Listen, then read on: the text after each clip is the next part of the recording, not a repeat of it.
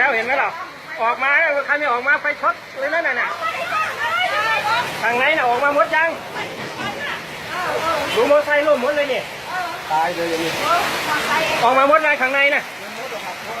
เขาไม่คิดว่ามันจะเอาไฟดิมันจะช็อตน่ะไฟมันจะรั่วสายไฟจะขาดทีนี้เขาไปบอกเลยได้ไหมไม่ได้